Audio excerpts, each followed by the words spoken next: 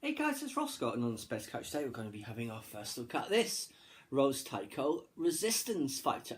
This is basically her journal, similar to Ray's Survival Guide and the one that Paige did as well. So let's see. So it has the same sort of format with all those lovely drawings and stuff and her diary entry. So it's about her sister here. How they wanted to see the galaxy. There's a good one of the two of them in the turret. And some more of the Star Fortress.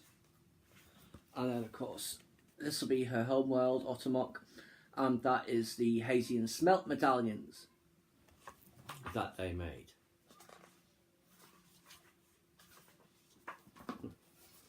Resist the First Order. And this is basically a First Order recruiting poster here as well. So we've got, this opens up, it's a plan of the Radis, which you can see there. And on the other panel you can see Starkiller base firing.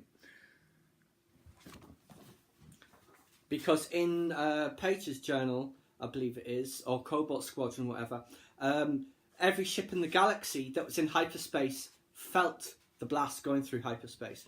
And now here's one of the Ninka, which is Holdo's ship. Just an outline, some detail there. So it's basically, it's the Last Jedi told from Rose's perspective. There's a nice one of the Dreadnought, and there's the Resistance Ring. Funnily enough, it does mention one of the diary entries, but it's more of a crisis of conscience for the character, just about freeing the horses and not the slave kids. She does realise that, well, the horses were probably all rounded up and someone would have been injured, and no doubt the kids got into an awful lot of trouble. So what was the point of it all? Doesn't really answer that. Like I said, it's more of a question for her rather than a question to be answered for the audience. There's a nice one of a TIE fighter there. Because that was one of the frustrating things about The Last Jedi, was that arc. There's some more bits here. Some of other team members, other people who work on the Ninka, I guess, all died. This one is tiny, but I've seen this type of character before in the Clone Wars. It's one of the ones where it's all of the droids are on a mission, and he is their commander, and he fits inside like the dome of one of the astromechs. That's how small he is. And then, of course, Finn, who she says many times is in love with Rey. And there's one of Poe there. And there is their little shuttle.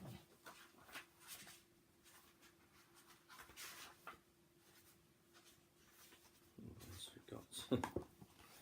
The two of them arguing. Probably just before he shocks her. She shocks him rather. Just a little bit on active trackers.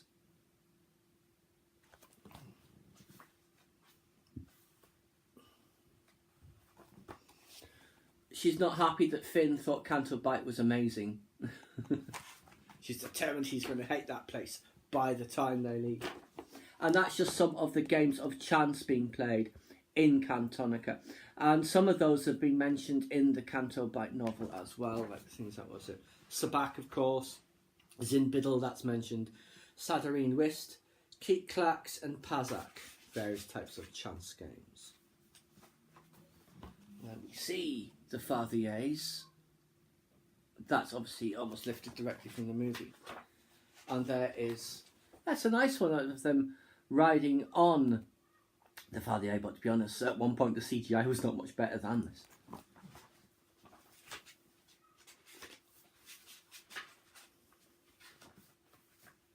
What do we have? DJ. And she's worried at the effect he's having on Finn. What else have we got? There's Hux, the Executioner Stormtrooper. The survey team that originally went to Crate way back in the day. That's just details of their report. So let's see, we'll have one more, I think. There's Finn.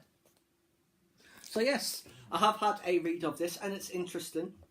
The diagrams and illustrations are fantastic in these. and it did fill in one or two little plot holes, like say the whole Fathier and slave kit thing. But yes, I enjoyed it, and it was only $7.99, which is a bargain. So there you go, guys. That's our first look at Rose Tico Resistance Fighter by Jason Fry, who of course has done many other works in the Star Wars canon, old and new. Please subscribe to my channel if you enjoyed this content.